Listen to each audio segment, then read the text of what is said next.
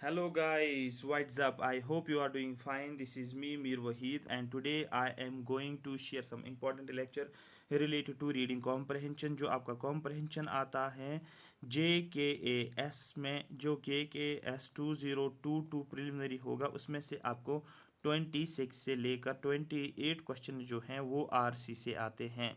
ठीक है, जिसमें आपको कम से कम 10 से 15 क्वेश्चंस को सॉल्व करना होता है, तभी आपका सी सेट जो है क्वालिफाई हो जाएगा। ठीक है, उसके बाद हम आगे चलेंगे। मैंने ऑलरेडी आपको दिखाया है, अगर आपने पहला लेक्चर नहीं देखा है इसका, आप देख सकते हो।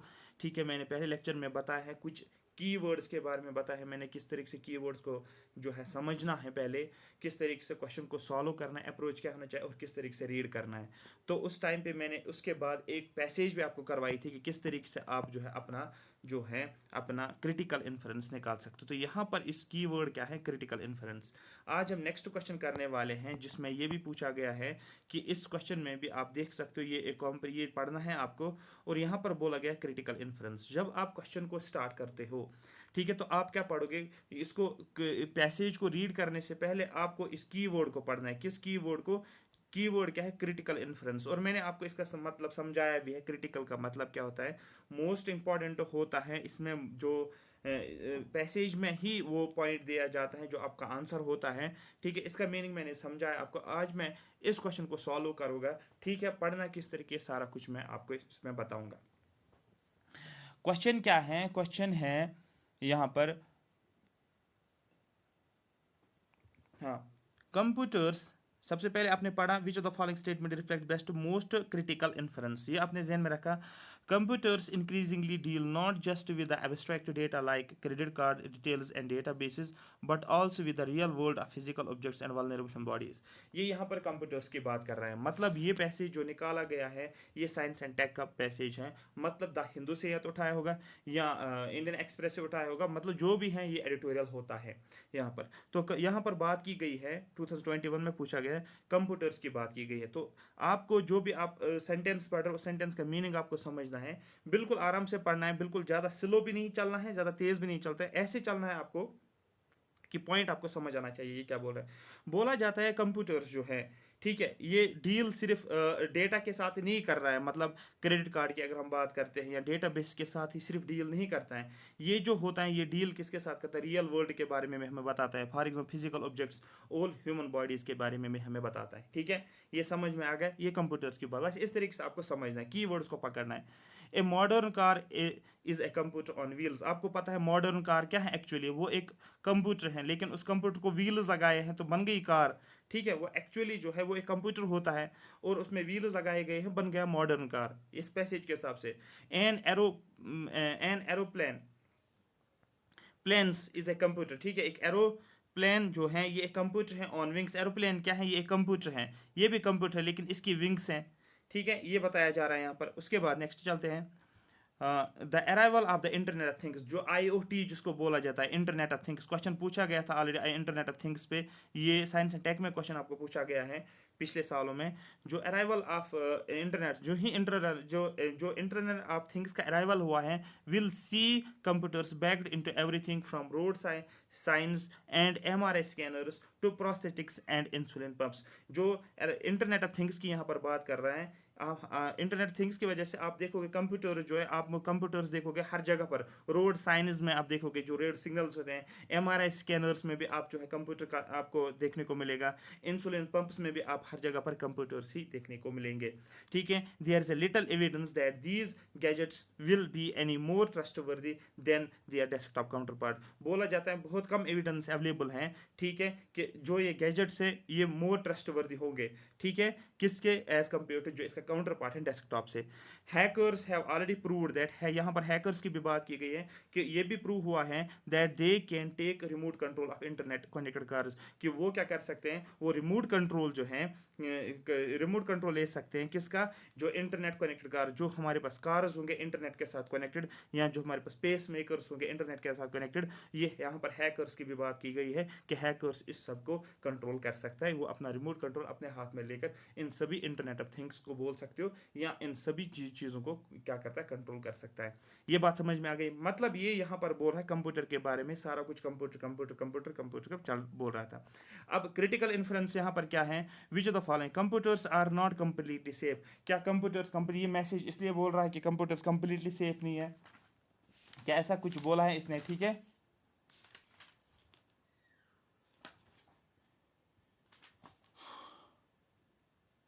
ठीक है, computers are not completely safe, क्या इसका ये कहना है कि कंप्यूटर्स कंप्लीटली सेफ नहीं है, ठीक है। क्या यहाँ पर ऐसा कुछ मैसेज आपको मिलता है कंप्यूटर्स आर कंप्लीटली सेफ, ठीक है। दूसरा, companies producing the software do not take cyber security seriously. वो कंपनी जो सॉफ्टवेयर्स बनाते हैं वो साइबर सिक्योरिटी को सीरियसली नहीं लेते, क्या ऐसा कुछ आपको अंदाज़ा लगता है जो आपने ऊपर समझा, क्या ऐसा कोई क्रिटिकल मैसेज है जो मोस्ट इंपॉर्टेंट मैसेज है, जो हाईलाइटेड मैसेज है यहाँ पर। Stringent data security laws are needed, क्या स्ट्रिंजेंट डेटा सिक्योरिटी लॉज की ज़रूरत है यहाँ पर। The present trend of communication technologies will affect our lives in future, क्या ऐसा कुछ यहाँ पर आपको देखने को मिला। जब आप देखते हो आप बोलोगे सर ये एक जैसे सभी है, लेकिन मैंने आपको क्रिटिकल मैसेज बोला, क्रिटिकल मैसेज आप क्या बोलोगे, क्या करने की जरूरत, जो आप सभी चीज़ें आपने पढ़ी है यहाँ पर, सभी चीज़ें कंप्यूटर आपने पढ़ा है, आपने बोला डेटाबेस के साथ रिलेटेड है, ह्यूमन बॉडीज के साथ रिलेटेड है, हमारे पास जो कार है वो कंप्यूटर के साथ कनेक्ट है, हमारे पास एरोप्लेन है वो कंप्यूटर के साथ कनेक्ट है, हमारे पास हर एक चीज़ जो है वो सभी कंप्यूटर के साथ कनेक्टेड है। तो बोला गया है कि हैकर्स की अगर हम बात करेंगे, यहाँ पर रोड सिग्नल्स की भी बात की, एमआरआई की और हैकर्स की यहाँ पर बात की गई है कि ये भी बताया गया कि हैकर्स जो है सभी जो इंटरनेट कनेक्टेड चीज़ें जो है उन सभी को क्या कर सकते हैं, वो कंट्रोल रख सकते हैं। तो हमें क्या करना चाहिए फिर, ये इन चीज़ों को बंद तो नहीं कर सकते, computers are not completely safe, कि कंप्लीटली यहाँ पर देखो ये एक्सट्रीम वर्ड हो गया, कंप्लीटली नॉट कंप्लीटली सेफ, ये कंप्लीटली सेफ नहीं है, एक्सट्रीम वर्ड है, ठीक है। तो इस चीज़ को आप बिल्कुल अवॉइड करोगे। Companies producing the software do not take cyber security seriously, क्या जो कंपनीज सॉफ्टवेयर बनाते हैं क्या वो साइबर सिक्योरिटी को सीरियसली नहीं लेते हैं। क्या हमें स्ट्रिंजेंट डेटा की ज़रूरत पड़ती है, ठीक है, चाहिए होते हैं, सो दैट हम इन सभी चीज़ों को लागू कर सकते हैं। बिल्कुल यही है कि स्ट्रिंजेंट डेटा हमें चाहिए, सिक्योरिटी लॉज की ज़रूरत है, सो दैट जो भी हम ये चीज़ें हैं हम इनको जो है यूज़ कर सकते हैं, ठीक है। तो इसका आंसर जो है दैट इज स्ट्रिंजेंट लॉ। तो ये यहाँ पर आपका एक क्रिटिकल इन्फ्रेंस है, ये आपका एक यहाँ पर हम बोल सकते हैं ये क्रैक्स आप बोल सकते हो जो इस पूरे का निकला है। मतलब आपको एक अपना एक सजेशन आपने दिया है, यहाँ पर हम बोल सकते हैं, या आप बोल सकते हैं यहाँ से जो जितना भी आपने समझा है फाइनली आपने ये बताया कि यहाँ पर लॉज की ज़रूरत है। मेरी बात समझ में आ रही है, बिल्कुल आपके माइंड में क्या होना चाहिए कि इन्फ्रेंस, क्रिटिकल इन्फ्रेंस का मतलब क्या है, हरी बात समझ। तो यही करने की जरूरत है, तभी आप ऊपर वाली चीज़ों पे जो है लागू कर सकते हैं, इस तरीके से आप समझ सकते हो, ठीक है। नेक्स्ट एक और क्वेश्चन है, यहाँ पर क्रिटिकल मैसेज के बारे में बताया गया है, ठीक है। यहाँ पर भी ये क्वेश्चन पूछा गया 283, ठीक है। क्वेश्चन क्या दिया गया है, there are reports that some of the antibiotics sold in the market are fed to poultry and other livestocks as growth promoters. कुछ रिपोर्ट आया है जिसमें एंटीबायोटिक्स की बात की गई है कि ऐसे कुछ एंटीबायोटिक्स जो मार्केट में सोल्ड किया जाता है, जो कि किनको दिया जाता है, जो पोल्ट्री हमारे पास होती है ना, फॉर एग्जांपल जहाँ पर पोल्ट्री फार्म हमारे पास होते हैं वो एंटीबायोटिक्स पोल्ट्री को दिया जाता है, and other live stock growth promoters, और बाकी जो भी लाइव स्टॉक हमारे पास शीप कैटल हैं उन सभी को क्या दिया जाता है, इस एंटीबायोटिक को यूज दिया जाता है। तो रिपोर्ट आया है कि कुछ एंटीबायोटिक्स जो मार्केट में सोल्ड किया जाता है, जो किसको खाने के लिए दिया जाता है, पोल्ट्री और लाइव स्टॉक के लिए as growth promoter, so that वो क्या हो जाएगा, वो ग्रो करेंगे, पोल्ट्री ग्रो को जो हम चिकन लाते हैं वो ग्रो हो जाए इस एंटीबायोटिक से। अब यहाँ पर क्या है, overusing these substances can create superbugs pathogens that are resistant to multiple drug and could to be passed along humans. बोला जाता है अगर इस एंटीबायोटिक का ज़्यादा यूज़ करेंगे, ठीक है, एंटीबायोटिक का ज़्यादा यूज़ करेंगे, मतलब इस सब्सटेंस का ज़्यादा यूज़ करेंगे, इसकी वजह से क्या हो गया, क्या हो सकता है, can create super bugs develop हो सकते हैं, pathogens disease causing micro organism जिनको बोला जाता है उनकी वो ग्रो हो सकते हैं, ठीक है, that are resistant to multiple drug, जो अगर हम फिर क्या होता है, ये पैथोजन जो होते हैं ये ड्रग रेजिस्टेंट होते हैं, and could be passed along humans, और ये पैथोजेंस फिर ये बीमारियां कहाँ पर फैल सकती हैं, आप बोल सकते हैं ह्यूमंस के साथ, ह्यूमंस को भी ये बीमारियां फैल सकती हैं, ठीक है। Mindful of that some farming companies have stopped using the drugs, कुछ फार्मिंग कंपनीज जो हैं उन्होंने बैन किया है या स्टॉप किया है ड्रग्स का यूज़ करना, कौन सा जो एंटीबायोटिक्स यूज़ किया है, कुछ कंपनीज ने क्या किया, कुछ फार्मिंग कंपनीज उन्होंने स्टॉप किया है, वो इन ड्रग्स का यूज़ नहीं कर रहे हैं to make chickens gain weight faster. ठीक है, आपको पता है एंटीबायोटिक्स, ये एंटीबायोटिक इसलिए दिया जाता है सो दैट आपकी पोल्ट्री जो है, ये एज ए ग्रोथ प्रमोटर का यूज़ किया जाता है कि आपकी पोल्ट्री जो है, आप उसका चिकन का वेट बढ़ जाए। लेकिन कुछ फार्मिंग कंपनीज ने इस ड्रग का जो है मतलब रोका है, इस ड्रग का यूज़ नहीं कर रहे हैं। Since Denmark banned antibiotics growth promoters in 1990, तो डेनमार्क ने इन एंटीबायोटिक ग्रोथ प्रमोटर्स को कब बैन किया है, 1990s में। The major pork exporter says it is producing more pigs. जो पॉर्क एक्सपोर्टर्स हैं, जो पॉर्क को एक्सपोर्ट करते हैं, उन्होंने बोला इस एंटीबायोटिक का अगर यूज़ करते हैं तो इससे क्या हो जाते हैं, मोर पिग्स प्रोड्यूस होते हैं। ठीक है, the major pork export says it is producing more pigs. ये क्या कर रहे थे, ये मोर पिग्स को प्रोड्यूस कर रहे थे अगर हम इस ड्रग का यूज़ करते थे। And the animals gate fever diseases, और एनिमल्स को क्या होता था, बहुत कम डिजीज भी होती थी अगर हम इस एंटीबायोटिक का यूज़ करते थे। अब यहाँ पर आपने देखा है, मैंने कीवर्ड आपको ध्यान में समझना है, मैंने इसमें ये बोला है कि इसकी वजह से सुपर बग्स और डिजीज काजिंग माइक्रो ऑर्गेनिज्म, मतलब पैथोजेंस डेवलप होंगे, जिसकी वजह से क्या होगा, जो ह्यूमंस के लिए भी क्या हो जाएगा, पास हो जाएगा और ह्यूमंस बीमार हो जाएंगे। चिकन का वेट इससे बढ़ जाता है, बट स्टिल इसको जो है बैन किया गया है डेनमार्क में। ठीक है, इसकी वजह से पिग्स जो है ज़्यादा प्रोड्यूस हो रहे थे। कहानी तो आपको समझ आई होगी। अब आप बोल सकते हो कि क्या इसका क्रिटिकल मैसेज है, मतलब इतना पढ़ने के बाद आपको ये बोलना है कि क्या आपको कर लेना चाहिए सो दैट जो है ये पैसेज जो है आपके कंप्लीट हो जाए। People should avoid using consuming the products of animal farming. क्या ऐसा कुछ है कि हमें क्या जो एनिमल फार्मिंग जो होती है, जो हम एनिमल्स को प्रोड्यूस करते हैं, क्या उनके प्रोडक्ट्स को हमें अवॉइड करना, हमें बिल्कुल नहीं खाना चाहिए? अरे भाई, ये तो कोई मैसेज ही नहीं है, ये तो है ही नहीं, ऐसा कुछ बोल ही नहीं सकते हम। Food of animal organs should be replace with the food of plant organs. क्या हम फूड जो है एनिमल्स का, ठीक है, एनिमल ओरिजिन, जो एनिमल ओरिजिन का फूड है, ऑर्गन्स नहीं सॉरी, एनिमल ओरिजिन का फूड जो है उसको हम रिप्लेस करेंगे और हम सिर्फ प्लांट ओरिजिन का खाएंगे, मतलब हम वेजिटेरियन बनेंगे? ऐसा भी कुछ भी नहीं है, क्योंकि हमारी बॉडी को न्यूट्रेंट चाहिए होते हैं जो हमें मीट से, चिकन की भी जरूरत होती है, अदरवाइज हम माल न्यूट्रिशन हो जाएगी, ठीक है, अंडर न्यूट्रिशन हो जाएगा, प्रॉब्लम हो जाएगी, ठीक है, डिजीज फैल जाएगी, वैसे भी बीमार हो जाएंगे। तो ये भी बिल्कुल भी नहीं है। Using antibiotics on animals should be banned. क्या जो एंटीबायोटिक्स एनिमल्स के ऊपर हम यूज करें, क्या उसको हम बैन करना चाहिए? क्या ऐसा कुछ है, क्या उसको बैन करना चाहिए? अगर हम उसको बैन करेंगे तो दैट मीन्स बाकी जो होते हैं ग्रोथ नहीं होगी उन चीज़ों की। अगर कुछ ऐसे भी जो क्या बोलते हैं, कुछ एंटीबायोटिक्स ऐसे भी होते हैं, ठीक है, जो एंटीबायोटिक्स को यूज़ किया जाता है एज ए ग्रोथ प्रमोटर के तौर पे यूज़ किया जाता है, क्या हमें इसको बैन करना चाहिए? Antibiotics should only be used to treat disease. यहाँ पर बोला जाए क्या एंटीबायोटिक्स हमें सिर्फ यूज़ करने चाहिए डिजीज को ट्रीट करने के लिए? आप बोलोगे बिल्कुल सर, अगर कहीं पर डिजीज है वहाँ पर एंटीबायोटिक आप यूज़ करो, ना कि आप एंटीबायोटिक को यूज़ करोगे एज ए ग्रोथ प्रमोटर, ठीक है, जिसकी वजह से ग्रोथ तो हो रही है चिकन की, लेकिन उसकी वजह से ह्यूमन इंपैक्ट भी देखने को मिलता है। क्यों? पैथोजेंस जनरेट होते हैं। तो जहाँ पर भी आपको डिजीज देखने को मिलेगी वहाँ पर ही तो मोस्ट कंप्लीट क्रिटिकल मैसेज आपका यही देखने को मिलेगा कि यहाँ पर जो है एंटीबायोटिक का यूज़ करो। देखो बहुत आसान है, मैं बोल रहा हूँ बिल्कुल मुश्किल नहीं है पैसेज को सॉल्व करना। मसला क्या है? मसला ये है कि आपको पैसेज को अंडरस्टैंड करना होगा। अगर आप पैसेज को अंडरस्टैंड कर पा रहे हो, दैट मीन्स जो है आपका इंग्लिश थोड़ा सा ठीक होना चाहिए, अब ज़्यादा भी नहीं। यहाँ पर आप देखो जितने भी पैसेज आती हैं ये सभी एडिटोरियल के पूछे गए हैं, मतलब आपको थोड़ा सा बेसिक अंडरस्टैंडिंग होनी चाहिए पैसेज की, और आप माइंड को फोकस करके, ठीक है, फोकस करके आप अपना आंसर जो है निकाल सकते हो। क्लियर हो गया? ये क्लियर हो गया? हाँ सर ये क्लियर हो गया है। ठीक है, उसके बाद हम नेक्स्ट क्वेश्चन करने वाले हैं। ठीक है, नेक्स्ट क्वेश्चन हम करने वाले हैं यहाँ पर एक और। देखो आज जो क्वेश्चन है क्रिटिकल मैसेज के ऊपर, 10 दिनों में आपको सभी कीवर्ड्स के ऊपर बताऊंगा सो दैट आपका सारा कुछ कवर हो जाएगा। अब यहाँ पर क्या लिखा है क्रिटिकल मैसेज के ऊपर? ये India faces a challenge immediate future in energy and climate policy making. India जो है ये चैलेंज फेस कर रहा है इमीडिएट फ्यूचर में, ठीक है। India faces A challenging immediate future in energy.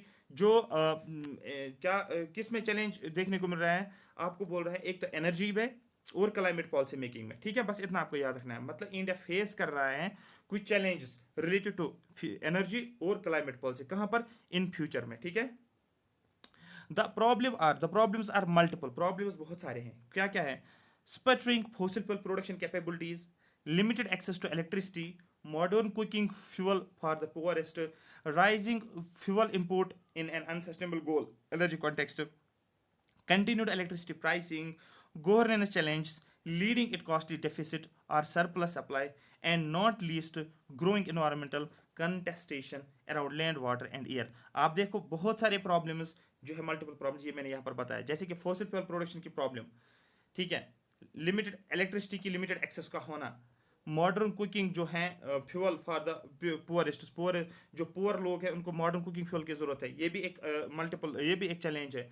Rising fuel imports का बढ़ना, मतलब हमें फ्यूल को ज़्यादा से ज़्यादा इंपोर्ट करना पड़ता है, ठीक है, is an unsustainable global energy context. Continued electricity pricing, electricity का प्राइस बढ़ना, गवर्नेंस के चैलेंजेस भी आपको देखने को मिलेगा, जिसकी वजह से leading to it costly deficit, जिसकी वजह से डेफिसिट जो होता है देखने को मिल रहा है, या सरप्लस सप्लाई आपको करनी पड़ती है, डेफिसिट बोलो या ज़्यादा से ज़्यादा सप्लाई करनी पड़ती है। And not least growing environmental contestation, आपको पता है इन्वायरमेंटल इश्यूज भी देखने को मिलते हैं, लैंड वाटर एयर, मतलब ये बोल रहा है कि ये आपको पहले ही वर्ड से पता चल रहा है इंडिया जो है ये फेस कर रहा है चैलेंज इन फ्यूचर में एनर्जी और क्लाइमेट पॉलिसी मेकिंग में। मैंने आपको पहले बोला फ्यूल्स, मैंने बोला बाय गैस, मैंने बोला कुकिंग फ्यूल, मैंने बोला फॉसिल फ्यूल्स, मैंने बोला इलेक्ट्रिसिटी की मैंने बात की, ये सारी जो हैं ये प्रॉब्लम्स कहाँ पर आपको एनर्जी में देखने को मिलेंगे। उसके बाद मैंने आपको यहाँ पर इन्वायरमेंटल, मैंने एयर लैंड वाटर, यहाँ पर भी प्रॉब्लम्स आपको देखने को मिलेंगे। But all is not bleak, लेकिन ऑल इज नॉट ब्लीक का मतलब ये है यहाँ पर ये सारा कुछ जो है बेकार नहीं है, आप इस तरीके से समझ सकते हो यहाँ पर, ठीक है, सारा कुछ जो है ये बिल्कुल बेकार नहीं है। ग्रोइंग एनर्जी एफिशिएंसी प्रोग्राम्स, लेकिन इसके अलावा और भी कुछ अच्छी चीज़ें हमने की है, एनर्जी एफिशिएंसी प्रोग्राम्स का ग्रो होना, ठीक है, जो हम प्रोग्राम्स बना रहे हैं, इंटीग्रेटेड अर्बनाइजेशन को इंटीग्रेट करना, ट्रांसपोर्टेशन पॉलिसी डिस्कशन, जो ट्रांसपोर्ट पॉलिसीज हम बना रहे हैं, in road to enhance energy access को हम एनहांस करते हैं, सिक्योरिटी पे काम हो रहा है, bold renewable energy initiatives, government ने बहुत सारी पॉलिसीज बनाई है रिन्यूएबल एनर्जी के ऊपर, सोलर, जैसे इंटरनेशनल सोलर अलायंस, जहां पर आपको पता है कि वहां पर रिन्यूएबल एनर्जी का use, even if not fully कंसेप्चुअलाइज्ड, suggest the promise of transformation, ठीक है, लेकिन स्टिल यहाँ पर प्रॉमिस ऑफ ट्रांसफॉर्मेशन हमें देखने को मिल रहा है। इस तरीके से आपने ये देखा है, कुछ चैलेंजेस भी हैं और कुछ गवर्नमेंट जो है कुछ स्टेप्स भी ले रहा है, कुछ स्टेप्स भी गवर्नमेंट ने लिए हैं, ठीक है, एडिटोरियल का पार्ट देखने को मिल रहा है। तो आप इसका आंसर बता सकते हो हमें क्या करना चाहिए, मतलब यहाँ पर क्रिटिकल मैसेज आपको पढ़नी है। India's energy decision making process is even more complex and interconnected, India का जो एनर्जी डिसीजन मेकिंग प्रोसेस है वो कॉम्प्लेक्स और इंटरकनेक्टेड है, ठीक है। India's energy and climate policies heavily tuned to sustainable development goals, जो यहाँ पर बात की जा रही है, जो इंडिया का जो एनर्जी और क्लाइमेट पॉलिसी जो है ये tuned to sustainable development goals के साथ। India's energy and climate action are not compatible with its broader social, economic and environmental goal. India's energy decision making process is straight worth forward supply oriented and ignore demand side, ठीक है, ये आपको बताना है इसका answer क्या होगा, ठीक है। तो यहाँ पर आप ऑप्शंस देख सकते हो, ठीक है, यहाँ पर जो ऑप्शंस दिए गए हैं आप इन ऑप्शंस को बिल्कुल जो आपने ऊपर समझा है उसी बेसिस पे आप यहाँ पर आंसर कर सकते हो। India's energy decision making process, जो इंडिया का जो एनर्जी डिसीजन मेकिंग प्रोसेस है ये is more complex and interconnected, क्या ये कॉम्प्लेक्स है और इंटरकनेक्टेड, आप देखो ऊपर जो आपने पढ़ा है ये सारी चीज़ें इंटरकनेक्टेड हैं, ये सारी चीज़ें इंटरकनेक्टेड है, जो भी आपने यहाँ पर पढ़ा सभी चीज़ें इंटरकनेक्टेड हैं। प्रॉब्लम्स आर मल्टीपल, आप देखो फॉसिल फ्यूल प्रोडक्शन कैपेबिलिटीज का होना, लेकिन यहाँ पर आप ये बोल सकते हो आप किस पे जा रहे हो, जब फॉसिल फ्यूल, ये एक चैलेंज आपके सामने है ना, प्रॉब्लम एक है ना फॉसिल फ्यूल, ठीक है, यहाँ पर आप देख सकते हो ये फॉसिल फ्यूल प्रोडक्शन कैपेबिलिटीज ये प्रॉब्लम्स के साथ आता है, लेकिन अब आप यहाँ पर क्या कर रहे हो, आप एनर्जी एक्सेस कर रहे हो, आप रिन्यूएबल एनर्जी के ऊपर जा रहे हो, ये सारा जो है इंटरकनेक्टेड है लेकिन कॉम्प्लेक्स है, ये यहाँ पर आपको मैसेज जा रहा है जो आपको इसका आंसर बताना था। यहाँ पर कहीं पर सस्टेनेबल डेवलपमेंट गोल बात ही नहीं की गई है, सस्टेनेबल डेवलपमेंट गोल को कहाँ से लेकर आओगे, ठीक है, इस तरीके से India energy climate action are not compatible, energy climate action compatible नहीं है, ये यहाँ पर बिल्कुल नहीं बताया गया है। India's energy decision making process is straight forward supply oriented, क्या यहाँ पर सप्लाई ओरिएंटेड की बात की और डिमांड साइड को इग्नोर करना है, बिल्कुल ऐसा कुछ भी नहीं है। आप यहाँ पर खुद देख, ये कॉम्प्लेक्स है, आपने बहुत सारे इश्यूज को देखा है लेकिन यहाँ पर इंटरकनेक्ट कर रहे हैं इनको, ठीक है। नेक्स्ट एक क्वेश्चन है, ये भी किसके ऊपर है, ये भी क्रिटिकल मैसेज के ऊपर है। तो अभी वाला जो था ये एनवायरमेंटल इश्यूज के ऊपर था, जो अभी वाला क्वेश्चन था एडिटोरियल का, ठीक है। उसके बाद नेक्स्ट जो है आपका, ठीक है, नेक्स्ट क्वेश्चन जो है आपका ये हम करेंगे, ठीक है, हाँ, कहाँ गया, हाँ, यहाँ पर भी आपको बोला गया है क्रिटिकल मैसेज आपको बतानी है, पैसेज का क्या है, ये 2020 में पूछा गया है। आप देखो 5 क्वेश्चंस आपको पूछे गए 2021 में रिलेटेड टू किसके ऊपर, रिलेटेड टू क्रिटिकल मैसेज। इसका मतलब आपके हो गए 12, मतलब 12 मार्क्स आपके बनते हैं, क्योंकि एक मार्क क्वेश्चन को कितना होता है 2.5, मतलब 12 साढ़े 12 मार्क्स आपको मिल गए हैं, ठीक है।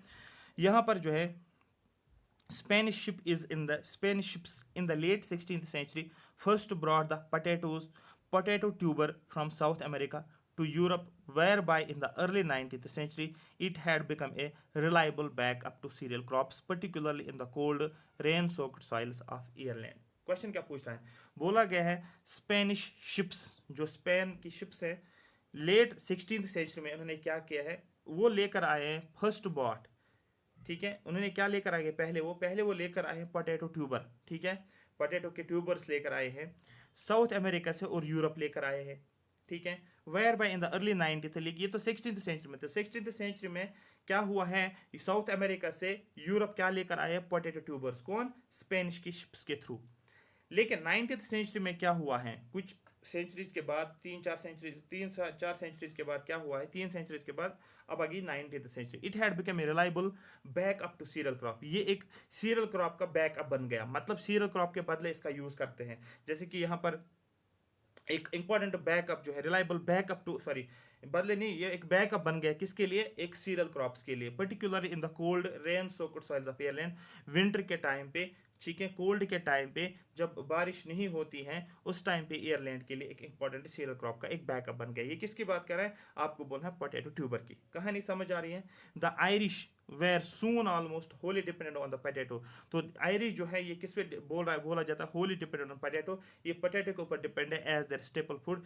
आयरिश में पोटैटो को एज ए स्टेपल फूड के तौर पे यूज किया जाता है। And they were planting primarily one prodigious variety of lumper potato, और एक यहाँ पर एक और वेराइटी आती है पोटैटो की जिसको बोला जाता है, ठीक है, लंबर पोटैटो का की भी ये ग्रोथ करते हैं, प्लांट करते हैं, who genetic frailty would be cruelly exposed by the fungus, और इसका जो जेनेटिक्स जो है वो एक्सपोज हो गया है बाय द फंगस फाइटोथोरा, ठीक है, फाइटोथोरा इन्फेस्टेंस, ये एक फंगस है जो इसके ऊपर देखने को आपको मिला है, ठीक है। यहाँ पर इसके बारे में बात कर रहे हैं। इन 1845 में क्या हुआ है, spores of the deadly fungus began spreading across the country, जब ये डेडली फंगस इसके ऊपर आ गया, इस पोटैटो के ऊपर आ गया, तो 1845 में जो भी डेडली फंगस जो हैं, डेडली फंगस जो हैं, इनके इसके स्पोर्स पूरे कंट्री के ऊपर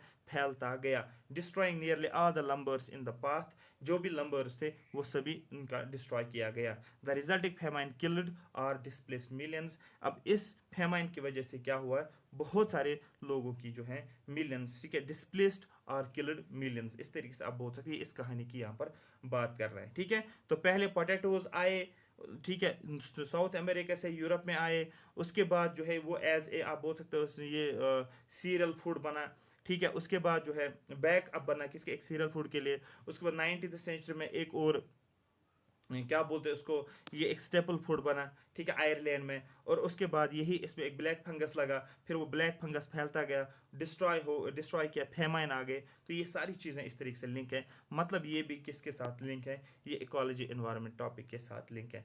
अब यहाँ पर आपको बोलना है क्रिटिकल मैसेज क्या है, for introduce any foreign plant, क्योंकि ये फॉरेन प्लांट था, ट्यूबर पोटैटो स्पेन से लेकर आ गए थे, सॉरी स्पेन के शिप से, कहाँ से, साउथ अमेरिका से, और कहाँ पर लेकर आए थे, आपको बोलना है यूरोप में लेकर आए, तो मतलब ये एक फॉरेन प्लांट बन गया ना, ठीक है। अभी ये आंसर मैं नहीं बोल रहा हूँ ये इसका आंसर है, मैं बोल रहा हूँ ये तो फॉरेन प्लांट बन गया, फॉरेन वेराइटी आपने लाई है, ठीक है, फॉरेन वेराइटी लाई है। ये बोल रहा है for introduce any foreign plant into a country, ठीक है, the soil and the climate conditions of that country should be stable, बोला जाता है कि जो फॉरेन प्लांट जो है अगर उसको इंट्रोड्यूस कर रहे हैं हम कि एक कंट्री के अंदर, वहाँ का इस कंट्री का सॉइल और क्लाइमेट कंडीशन जो होनी चाहिए वो उस प्लांट के स्टेबल होनी चाहिए। क्या यहाँ पर ऐसा कुछ मैसेज आपको देखने को मिलता है। नेक्स्ट चलते हैं।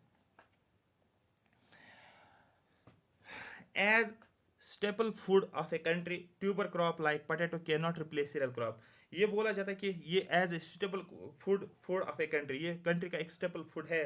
ट्यूबर क्रॉप लाइक पोटैटो, जैसे कि ट्यूबर क्रॉप्स होते हैं, जैसे कि पोटैटो क्रॉप्स, उसी तरीके से ट्यूबर क्रॉप जो होते हैं can not replace cereal crops, ये सीरियल क्रॉप्स को रिप्लेस नहीं करते। क्या ऐसा कुछ आइडिया आपको आ रहा है? बिल्कुल भी नहीं। आपको क्या करना है, कौन किसको रिप्लेस कर रहा है, कुछ भी नहीं है। Some of the fungal infections of plants cannot be prevented or stopped from spreading across large areas. बोला जाता है कि कुछ फंगल इन्फेक्शन जो प्लांट्स में होता है उसको हम प्रिवेंट नहीं कर सकते, उसको हम स्टॉप नहीं कर सकते हैं स्प्रेडिंग से, वो स्प्रेड होता ही जा रहा है। कि ऐसा कुछ है? अरे बिल्कुल भी नहीं है। अगर हम दवाई लगा सकते हैं, हर्बिसाइड्स पेस्टिसाइड्स लगा सकते हैं, वो डिजीज विजीज तो खत्म हो जाएगी ना। वो जो भी हमारे पास कुछ हमारे पास दवाई भी होगा, स्प्रे भी होगा जो एग्रीकल्चर में यूज करे, वो खत्म हो जाएगा। ये नहीं है कि कुछ फंगल इन्फेक्शन खत्म ही नहीं हो रहा है, ऐसा कुछ मैसेज नहीं दे रहा है। Last, relying on A homogeneous food source is not desirable. ठीक है, homogeneous food is not desirable. आप देखो यहाँ पर आप देखो यहाँ पर क्या होमोजेनस फूड की यहाँ पर बात की गई। डायरेक्टली तो नहीं बोला गया होमोजेनस फूड, लेकिन इनडायरेक्टली यहाँ पर आप देखो, खुद आप देखो यहाँ पर पोटैटो ट्यूबर लाया गया था, और यहाँ पर आप देखो लंबर पोटैटो की ही वैरायटी, एक और वैरायटी डेवलप की गई थी। बात समझ में आ रही? मतलब ये एक स्टेप, ये एक होमोजेनस फूड ही हो गया ना। इससे अच्छा हो गया, क्योंकि अगर वहां पर जो आप ये बोल सकते हो कि फंगस आ गया, ये पोटैटोज के ऊपर अटैक है, पोटैटो वेराइटीज के ऊपर ये इसने क्या किया, अटैक करना शुरू कर दिया, उसको खत्म किया, उसको क्रश किया, जिसकी वजह से फेमाइन्स आ गए। इससे अच्छा है ना और कोई वेराइटी वहां पर लगाओ, जरूरी पोटैटोज ही नहीं है, आप और भी किसी जो है और फूड का यूज कर सकते हो। फॉर बार्ले का यूज करो, या और भी कोई चीज़ है, सपोज राइस का यूज करो, या वीट, जो भी आप वहां पर ग्रो कर सके। ये जरूरी नहीं कि पोटैटो ही वहां पर आप यूज करते हो, मतलब होमोजेनस फूड आप यूज नहीं कर। जैसे कि मैं बोलता हूं, अगर हम जम्मू एंड कश्मीर में सिर्फ और सिर्फ राइस का ही यूज करेंगे, ऐसी कोई डिजीज आ गई जो राइस को, जिस डिजीज की वजह से पूरा राइस ही खत्म हो गया, और हमारे पास और कोई क्रॉप्स का ऑल्टरनेटिव नहीं था, हमने हर पूरे लैंड पे ही राइस लगा लिया, पूरे जम्मू एंड कश्मीर में राइस लगा लिया, खाने के लिए कुछ बचेगा? कुछ भी नहीं बचेगा। ठीक है, अगर हमने कुछ पार्ट में राइस लगा लिया, साथ साथ हमने क्या लगा लिया, सीरियल्स भी लगा लिया। ठीक है, सपोज हमने क्या लगा ली, दाल लगा ली हमने, पोटैटोज लगा लिया हमने, ओनियन लगा लिया हमने, ठीक है, और भी वीट लगा लिया हमने, तो वो भी अगर राइस के ऊपर अटैक होता भी है पेस्टिस का या किसकी वजह से, फंगस का, तो बाकी चीज़ों पे तो हम सर्वाइव कर सकते हैं। तो होमोजेनस पे जाने की जरूरत नहीं है। तो ये यहाँ पर ये मैसेज दे रहा है, relying on homogeneous food source is not desirable, ये डिजायरेबल नहीं है। तो ये आपको समझना था यहाँ पर। ये हो गए 5 क्वेश्चंस। नेक्स्ट क्वेश्चन जो है आपको दिया गया है, क्वेश्चन नंबर 270 दिया गया है, इसका आंसर है, आप बताओ क्या आ जाएगा। समझना है क्वेश्चन को। ठीक है, आपको पढ़ने में 3 मिनट भी लगे ना, कोई इश्यू नहीं है, 3 मिनट आपको लगेगा पढ़ने में, क्वेश्चन को सॉल्व करने में, क्योंकि आपको 2.5 मार्क्स लेने हैं, तो 3 मिनट तो लगने ही चाहिए। कोई इश्यू, कोई दिक्कत नहीं है पढ़ने में। उसके बाद, many people understand the connection between solid waste management and the health in terms of the consequence of the unattended heaps of dry garbage which become home for flies and other vermin। Definitely आपको पता है, यहाँ पर ये भी किस में पूछा गया, ये भी इकोलॉजी इन्वायरमेंट के ही ऊपर पूछा गया है यहाँ पर, लेकिन डिजीज के रिलेटेड है। बोला गया है बहुत सारे लोग जो है, many people understand that connection of solid waste, जो आपके पास वेस्ट निकलता है, सॉलिड वेस्ट मैनेजमेंट का कनेक्शन और हेल्थ, एक सॉलिड वेस्ट मैनेजमेंट, आप किस तरीके से सॉलिड वेस्ट को मैनेज करते हो, और आपका हेल्थ, इसको रिलेट किया गया।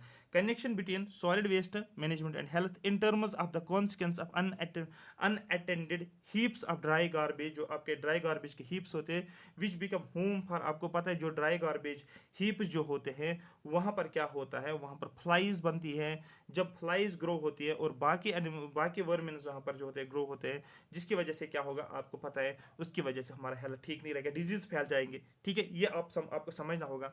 However there is another aspect that is not well understood, दूसरा एस्पेक्ट जो हमें अंडरस्टूड नहीं है, वो क्या है, that is what happens when unscientific solid waste management combines with poor drainage.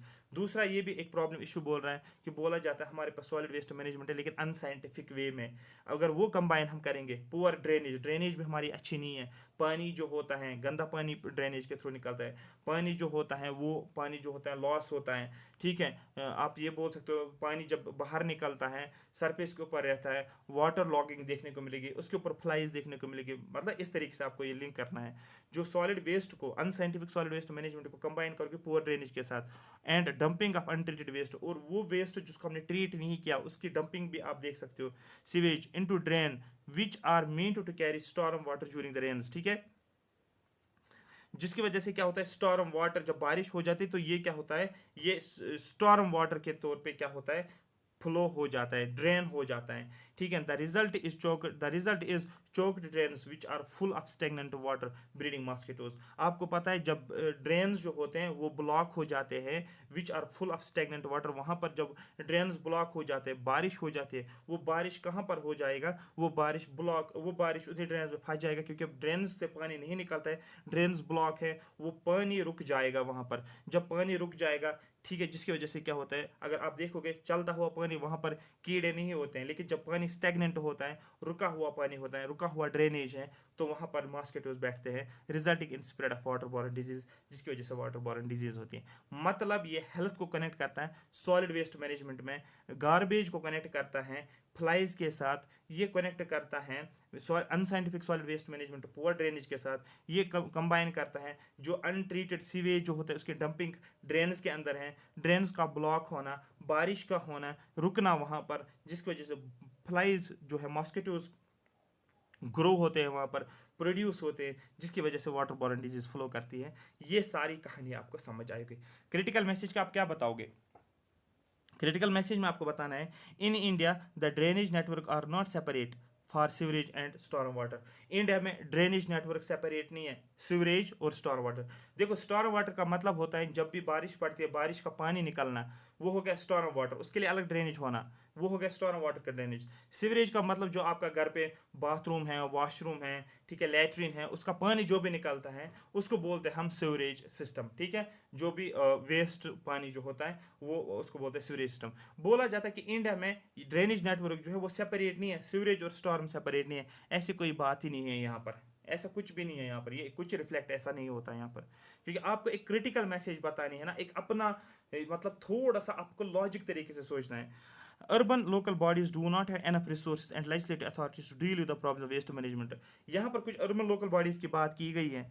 अरे भाई, अगर अर्बन लोकल बॉडीज के पास क्यों रिसोर्सेज नहीं है? रिसोर्सेज हैं, बहुत सारे हैं, और भी कुछ बाकी फैक्टर्स हो सकते हैं ना जिसकी वजह से ये प्रॉब्लम होती है, ये भी आप लिंक नहीं करोगे इसके साथ। Solid waste management should be integrated with the maintenance of drainage and sewerage network. Solid waste management को इंटीग्रेट करो किसके साथ? ड्रेनेज के साथ और सीवरेज नेटवर्क के साथ। डेफिनेटली यहाँ पर सॉलिड वेस्ट मैनेजमेंट की बात की गई है, यहाँ पर ड्रेनेज की भी बात की गई है, यहाँ पर सीवरेज नेटवर्क की बात की, तो दैट आप ड्रेनेज सिस्टम को भी मेंटेन करो, आप सीवरेज सिस्टम को भी मेंटेन करो, आप जो है सॉलिड वेस्ट मैनेजमेंट को भी अच्छे तरीके से करो। तो ये आप यहाँ पर एक मैसेज दे सकते हो, इस तरीके से आप चलो तो सारी चीज़ें सॉल्व हो जाएंगे। Bad management of solid waste and sewerage system by our municipalities is the reason for, क्या यहाँ वाटर शॉर्टेज होता है? क्या वाटर शॉर्टेज की यहाँ पर बात की गई, म्यूनिसिपलिटीज की बात की गई? बिल्कुल भी ऐसा कुछ भी नहीं है, ठीक है। ये आपको लग रहा है कि ये हो सकता है, बट आप खुद देखो ये क्रिटिकल मैसेज हमें क्या दे रहा है। ये बोल रहा है सॉलिड वेस्ट मैनेजमेंट को इंटीग्रेट करना चाहिए ड्रेनेज और सीवरेज नेटवर्क के साथ, ठीक है।